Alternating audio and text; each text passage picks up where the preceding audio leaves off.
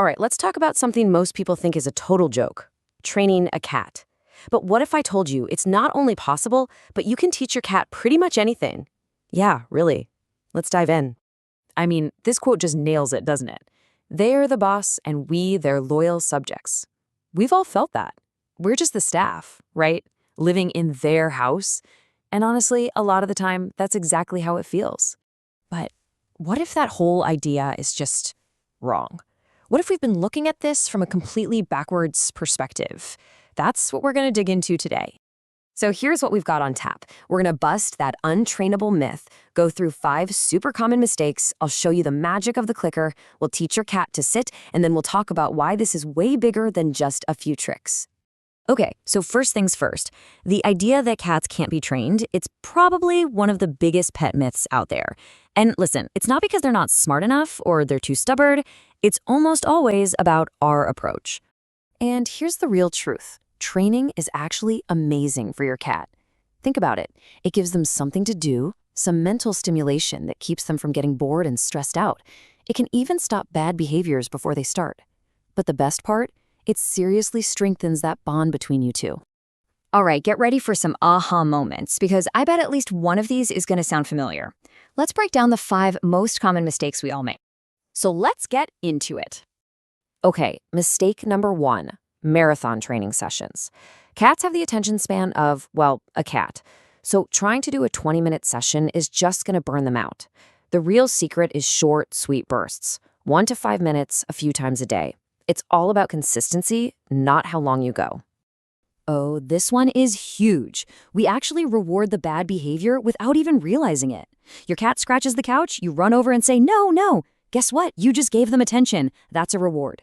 You have to flip the script. Totally ignore the couch scratching, but the second they use that scratching post, throw a party. Make a huge deal out of it. Mistake number 3. Fighting their nature. You're never going to stop a cat from wanting to scratch or climb. It's just what they do. It's in their DNA. So instead of fighting it, redirect it.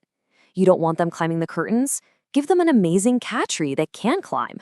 And number 4. Expecting them to speak English. When you yell "off" from across the room, your cat isn't being defiant. They literally have no idea what that sound means. You have to teach them that "off" means put your paws on the floor and you get a treat. It's about teaching, not just commanding. And finally, mistake number 5, trying to go from 0 to 60. Every cat is different, and they all learn at their own speed. If you push too hard, you both just get frustrated. The trick is baby steps. Celebrate the tiny wins along the way. That's how you build their confidence. Okay, so we've covered what not to do. So what's the right way? Well, it's time to talk about the power of the click. This little tool is a game changer for clear communication. The whole idea is built on something called positive reinforcement. It sounds fancy, but it's super simple. When your cat does something you like, you reward it instantly. That's it. They're way more likely to do that thing again. It's science, and it just flat out works. So, how do you start? Simple. You need 2 things: a clicker and a treat your cat goes absolutely nuts for. The first step is to prime the clicker. All you do is click, then immediately give a treat. Click, treat. Click, treat. Do that like 10, maybe 20 times. Pretty soon, your cat learns that the click sound means something awesome is coming. That click becomes your yes, that's it. Okay, enough talk. Let's get practical. We're going to put all this together right now and teach your cat their very first command. Let's do sit. Here's the play-by-play. Take that yummy treat and hold it just over their nose. Now, slowly move it back over their head towards their tail. Their head will naturally follow it up, and their butt will naturally go down. The very second their rear hits the floor, click and give them the treat. After you've done that a bunch of times and they've got the motion down, start saying the word sit just before you do it. Bam! You're linking the word to the action. And hey, this isn't just a cute party trick. Think about it. You're in the kitchen trying to cook, and you've got a kitten zipping around your feet. Total trip hazard, right? Instead, you can just tell them to sit and they'll be safely parked out of the way. So useful. So, what's the timeline for all this? Well, let's be realistic. You can probably get sit down in a week or so. But changing a deep-seated behavior, like scratching the furniture, that could take a few months. Remember, patience and consistency are your best friends here. So as we're wrapping up, I really want to bring this home because this is so much more than just teaching cool tricks like hi-fi. It really goes to the core of your relationship with them.